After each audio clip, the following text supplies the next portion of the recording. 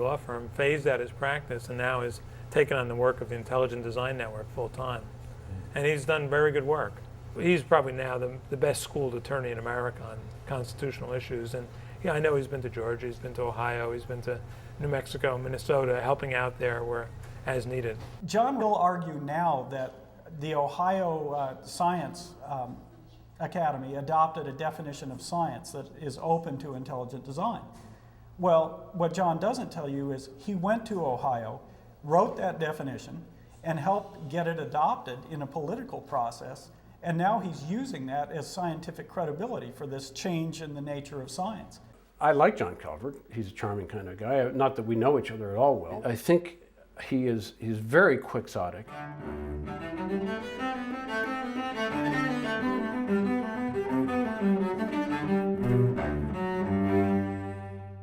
Literally is the man of La Mancha, where he has these grandiose ideas and he brings in these forlorn people to help him, these scientists. So the time had come to meet the two main spokesmen for the intelligent design movement in Kansas, starting with cardiologist Dr. William Harris at the University of Missouri, Kansas City. I'd hoped to debate evolution with him, but what I found was that he just doesn't have the background for it. Undergrad was in chemistry, so there's not a lot of evolution in that. Did you ever study embryology much? Not much. I know you start with 2 cell or 1 cell and just do and you can, if you bang it here, it goes that way, but again, that's, well. Yeah. Have you ever tried speaking at a scientific meeting on the subject of intelligent design? No. No, I don't even know where you do that. Calvert is much more the strategist than I am. I mean, I've got a day job and he doesn't, and he's thinking about this, and he wants to tackle the religious thing head on. Just looking at the photo on his website, I felt I already knew the man. He looked just like all the obnoxious, grouchy old fathers of all my friends growing up at Lake Quivira. I used to caddy for those guys, and some of them still owe me money. So I was totally disoriented when I finally met him and found myself talking to someone completely different from his photo, who turned out to be a really nice guy. I was curious how John became an advocate for intelligent design. But I'm too much of an independent thinker to survive in the Army.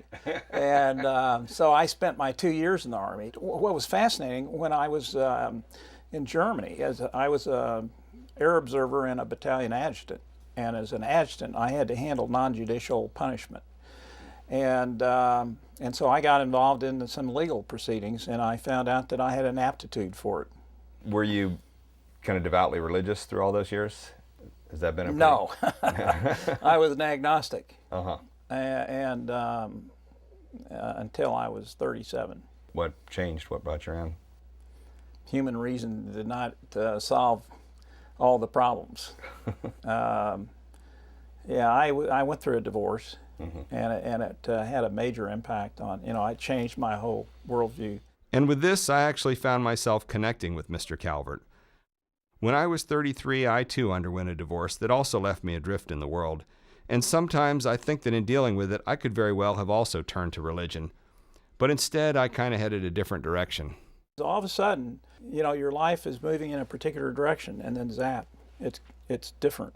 And so I was looking for answers to deeper questions. I was looking for a singles group.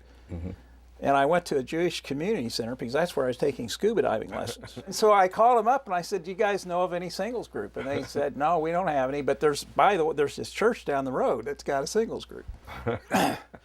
And so I went to that church, and it was the first time in, 18 years I'd been in a church. When did you first start getting interested in creationism? It was in the late 70s or early 80s. I read an article about DNA in a popular magazine. And I was in the Army, and I studied the Morse code. I know how the Morse code works. And I said, the DNA works, the genetic code works just like the Morse code. This was new for me. And I said, this is designed. This is really incredible. This is really sophisticated. What made you say that? because it looked designed. And this is Mr. Calvert's homegrown approach to intelligent design that is firmly grounded in his Midwestern common sense. And In fact, he and Harris draw the comparison of the search for intelligent design to other professions in which people search for evidence of a human hand at work, such as archaeology or forensic science, which seems to make great intuitive sense, but there's a big difference with what exists for nature. With forensics, we have data from previous crimes committed by humans. We know what to look for. But with life, we have no previous data. We've never discovered life before and been able to show it was designed. There's no database with which to create a hypothesis. So forgive me if I'm just a dodo in the end, but when it comes to intelligent design, I just don't understand how you can scientifically detect it. So our 3-hour discussion wound through a wide variety of subjects, but in the end it wasn't much more of an evolution debate than my meeting with Harris. And in the case of Calvert, I have some specific problems with his sources of information. have you read Icons of Evolution? Well, yes. Not only have I read Icons of Evolution, but Dr. Behe chooses it as one of his top 3 intelligent design books. Obviously, yours is one. What other 2 or 3 would you pick? Philip Johnson's Darwin on Trial, Bill Dembski's The Intelligent Design Revolution. Another one is Icons of Evolution by a man named Jonathan Wells. The subtitle of Wells' book is Why Much of What We Teach About Evolution is Wrong. Not some or a little, but much of what we teach. That's a hefty accusation. The idea that these are some sort of pillars supporting this kind of wobbly structure up top is, a hallucination on Wells's part. Wells chooses 11 standard examples used in the teaching of evolution, what he calls the icons of evolution. We don't have time to go through all his examples, but if even one of them is wrong, then we have to wonder about his whole book. I choose the one that hurts my ears. I was trained as an embryologist, so his citing the case of Haeckel's embryos in teaching caused me to say, "What?" Let's listen to the accusations from the author himself. When I studied biology as an undergraduate, my textbook had a series of pictures, now famous pictures, showing a line of vertebrate embryos of animals with backbones. And they all look very similar. And the idea behind the picture is that these similar embryos, as they develop, become frogs, fish, salamanders, humans, and so on. And those early similarities then are taken to be evidence for our common ancestry with the fish. The problem is, as a Berkeley graduate student, I studied embryos, and I discovered that embryos don't look anything like that at all, in many cases. It turns out that the drawings were faked, and this was actually known since the 1860s. Well, lo and behold, they don't look nearly as similar to one another as Haeckel claimed or represented them in the illustrations. Many of his drawings were not accurate. So basically, we published a report that showed that, in fact, Haeckel's drawings are inaccurate. So Wells is right. Haeckel did commit scientific fraud. Look at how similar his drawings are for early-stage embryos of everything from fish to birds to humans compared to actual photos made a decade ago by Richardson, Hankin, and others. But there's a second part to his book, which is the accusation that Haeckel's drawings continue to be used in textbooks. What Haeckel did with his drawings is that he ignored this huge difference at the top. Right. And then he misdraws them so that they really do look. He's 120 years ago. It's Yeah, so but- far in the past. It's not. There's no relevance to what's taught today in embryology courses. Well, and the biology textbooks, that's what you find. No, you don't find it. There's no trace of, other than a mention that Haeckel once upon a time came up with this fixed idea of ontogeny recapitulating Well, that's phylogeny. what Wells' work was to review biology textbooks. Right. And he found repeated use of these images. I noticed you've got an intro biotext there. I'm sure we could pull it out and look at what they've got for Haeckel's law. I don't think. I mean, Jonathan is. I know Jonathan, and I've looked at the textbooks myself. I haven't. I can't say that I've done an analysis for Haeckel's embryos. I mean, if you want to. Let's take a look at that textbook Okay. right there when we look up if they've got Haeckel in here. And this will be interesting. Is that a college book or is that a high Yes, school it book? is college and high school, I think. And it's a question of how they even spell Haeckel. You see the blue one? Oh, the blue one. Wait a minute. Yeah, they don't even mention Haeckel in here. Look under embryo. Not even mentioned in this text so far in the past. Yeah.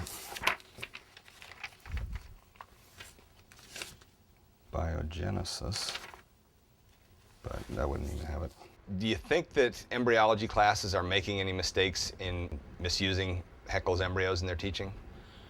Oh, certainly not. I think most embryologists that I know, and I know hundreds of them, I go to conferences on embryology, they always present things in a historical context. Even before this recent controversy, you know, you'd see Haeckel's embryos as an example of kind of a historical, it would be in the introductory section of the book, or when they're talking about the history of evolutionary biology. Nobody was teaching from these things anymore. Oh, no, wait a second. Here we go. In this book. There's an older book. Here we have a book that does mention it. And let's see, this is from what year?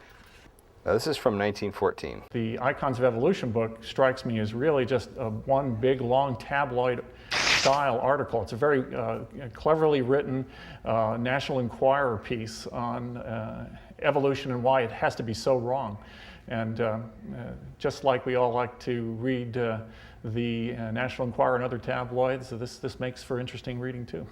So Mr. Calvert didn't make an intelligent designer out of me, but I did enjoy our discussion, in part because I saw in him elements of both of my parents, who are also spiritual, each in their own unique way. My father solidified his religious convictions at West Point, where he graduated as part of what U.S. News and World Report called the Class of Heroes in 1939. He shipped out to the Philippines and was stationed on Corregidor Island, serving under the command of General Douglas MacArthur. And included in MacArthur's staff was my grandfather, Richard Jacqueline Marshall, cousin of George C. Marshall. General Marshall had a daughter named Muffy, who would later become known as Muffy Moose. My parents fell in love on the eve of World War II, but as the Japanese approached, my mother was sent back to the U.S. My father was captured, survived the Bataan Death March, and spent the rest of the war in Japanese prison camp, while Muffy Moose became a model and an all-around party girl in Chicago. But he survived prison camp, they reunited after the war, and so he wound up with an understandable lifelong devotion to his religion. My mother developed her own brand of spiritual exploration that began to jump the track in the 60s with her interest in the sleeping prophet, Edgar Cayce. She used to make us eat almonds because Edgar Cayce dreamed they prevent cancer. Then Eric von Daniken in the 70s, space aliens in the 80s, and by the 90s she was certain she was either a gypsy or a witch. And today? Boy, I'm a spiritualist. I believe in all of it. I'm asking you, when did you last get an NSF grant? I get NIH grants. All right, I'm telling you today, right now, if you, excuse me for asking for the floor, but if you have an NSF grant today that bears on evolutionary biology, you were told, you were advised. But you're getting the money. Excuse me, I have the floor. That when you get the money, you were told by your program director, when you do your plain English summary, that you do not mention evolution. You talk about relationships. Does that happen to you? Yes, several times, and it happens to all of us. It doesn't happen in It doesn't happen in I'm not going to reveal his name because he could get into trouble. Well, I know who it is. But no, it's serious. And I can tell you that there is a no. I swear. Jesus Christ. I swear on the bones of Charles Darwin, it's true. But you're getting the money. Don't say that, man. But Steve, you're being stupid. If Rick Santorum, pardon me, I'm speaking. Okay, but don't speak over me. I'm sorry. If Rick Santorum were to get the money, were to get the word that it was evolution, he would work to have that grant unfunded. When ODB died and the Wu-Tang Clan went down, that was a sad day for me. So as I left Kansas, there was one clear pattern that emerged, and it made me think of news pundits talking about a popular question in the last election. Yes, and there's a new buzz along the campaign runway. Which guy would you most like to, quote, have a beer with? I feel the same way about these people enmeshed in the evolution versus intelligent design debate. Who would you rather play poker with? History professor Bill Wagner, writing committee chair Steve Case, museum curator Daphne Fountain, or businessman John L. Birch? Or the sweet Kathy Martin, the jovial Jack Cashel, the friendly John Calvert, and the sexy Connie Morris. Deal me in.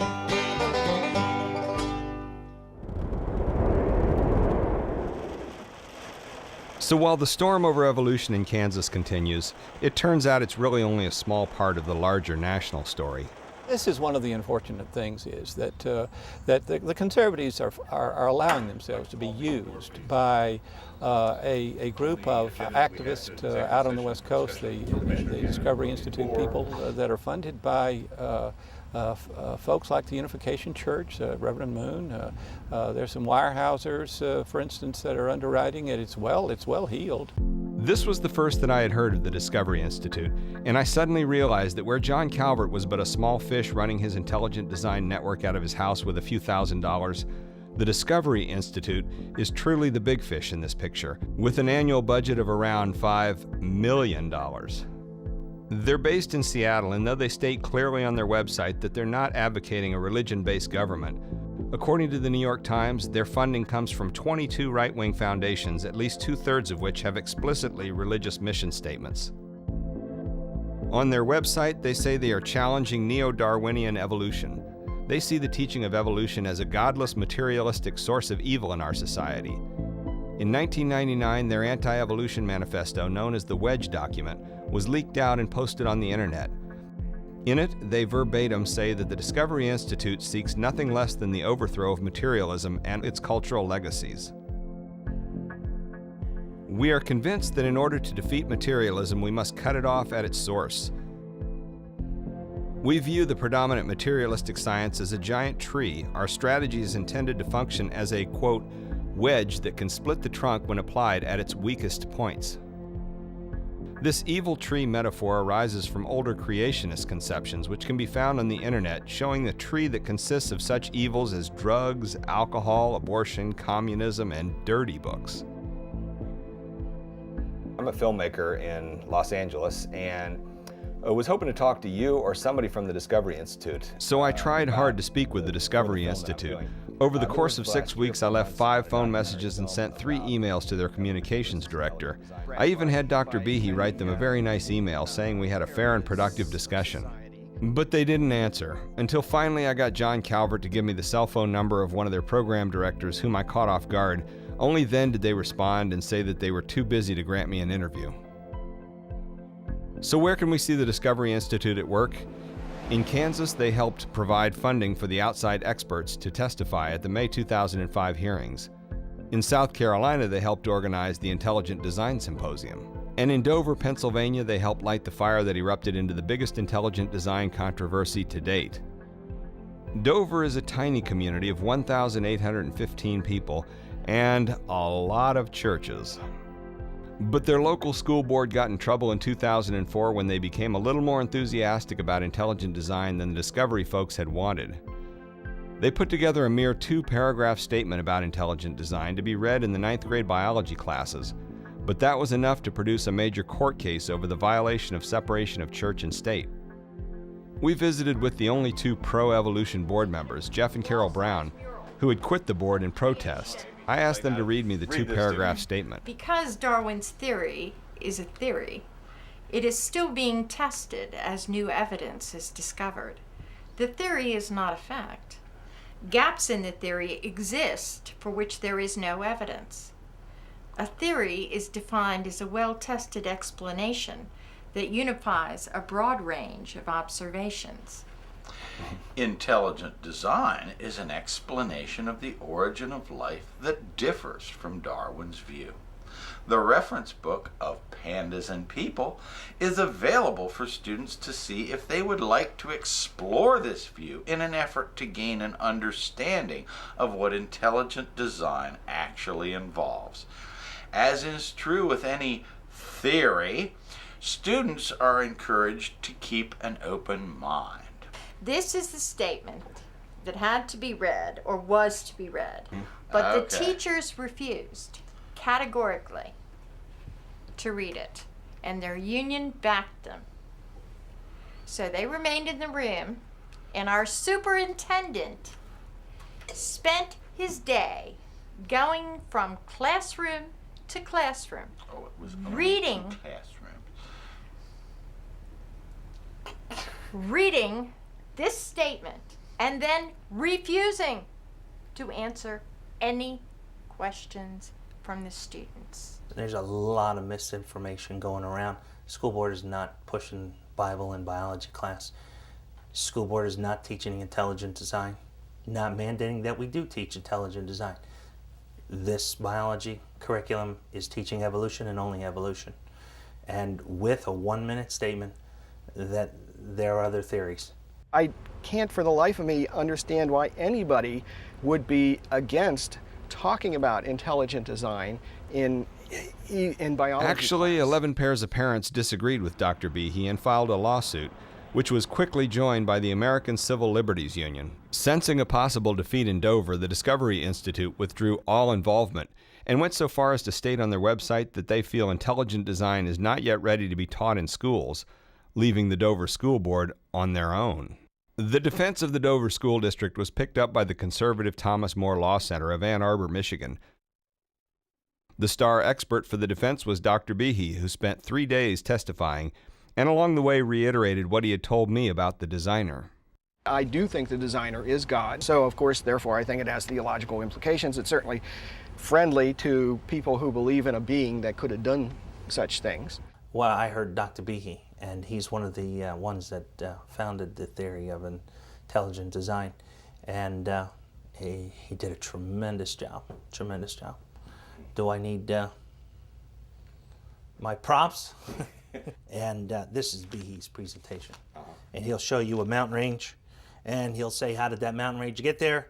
And you'll say... I will tell you that got there through geologic processes, through rain, erosion, uplifting, and movement of the continents. And I will ask you, was there a designer behind that? In your opinion? There could very well have been. I have no way to test one way or the other. That's right. That's exactly right. Here's another mountain range, and when you look at that, yes, you can see clearly that's Mount Rushmore, and clearly see that there was a designer. There was a human designer. There was a designer. Human designer. You can put that anywhere in the world. You can put that on Mars, and you will see there was a designer. Human designer. Human designer, there was a designer. It didn't get there by itself. Do you think some of the